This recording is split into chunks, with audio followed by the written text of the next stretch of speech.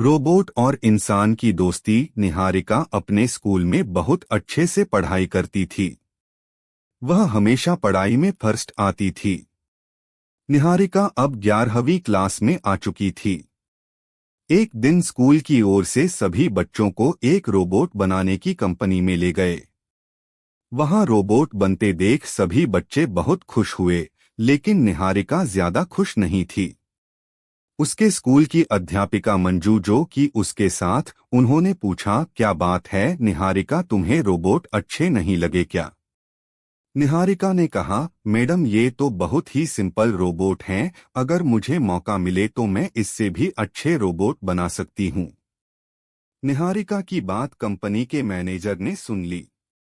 उसने कहा, बेटी आप इससे अच्छा रोबोट बना सकती हो जो कि हमारे इंजीनियरों ने कई सालों की मेहनत के बाद बनाया है।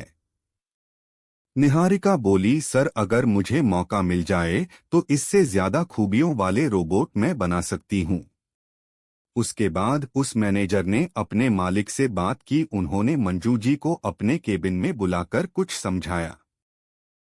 अगले दिन मंजू ने निहारिका को बुलाया और कहा, निहारिका तुम्हारी बातों से उस रोबोट कंपनी के मालिक बहुत खुश हुए हैं। उन्होंने रोबोट बनाने का सारा सामान भेजा है और कहा है कि तुम एक छोटा सा रोबोट बनाओ। निहारिका बहुत खुश होती है। अब वह स्कूल की लैब में एक छोटा सा रोबोट बनाने में जुट जाती है। अपनी मदद के लिए वह अपनी दो सहेलियों को भी साथ में लगा लेती है। 2 महीने की कड़ी मेहनत के बाद निहारिका का रोबोट बनकर तैयार हो जाता है। निहारिका उसे स्कूल की प्रिंसिपल के सामने ले जाकर रख देती है। प्रिंसिपल और मंजू जी दोनों उस रोबोट से कुछ सवाल करती हैं, जिसका वह बखूबी जवाब दे देता है। निहारिका उससे कुछ काम करने को कहती है। वह सारे काम कर देता है। दोनों उसके रोबोट की प्रशंसा करती हैं। सच में ऐसा रोबोट उन्होंने पहली बार देखा था। अगले दिन रोबोट कंपनी के मालिक और उनके कुछ इंजीनियर स्कूल में रोबोट देखने आते हैं। जब वे रोबोट को टेस्ट करते हैं तो रोबोट उनके रोबोट से भी अच्छा प्रदर्शन करता है। कंपनी का मालिक प्रिंसिपल से बात करता है। वह कहता है, हम चाहते हैं कि इस रोबोट को हम खरीद लें और इसी तरह के बड़े रोबोट बनाएं। आपकी क्या राय है? निहारिका यह सब सुन रही थी। तभी वह बोली, आपको इसके कुछ फीचर तो मैंने बताए ही नहीं, जैसे यह मैंने बुजुर्गों की मदद के लिए बनाया है। अक्सर बुजुर्ग अकेले रहते हैं। ऐसे में ये रोबोट उनकी देखभाल कर सकता है। इसके प्रोग्राम में मैंने एक चिप डाली है जिससे ये बुजुर्गों से उनकी भाषा में बात कर सकता है। उनकी दवा उनको टाइम पर दे सकता है। उनके खाने पीने का ध्यान रख सकता है और खाली समय में उनके साथ खेल भी सकता है।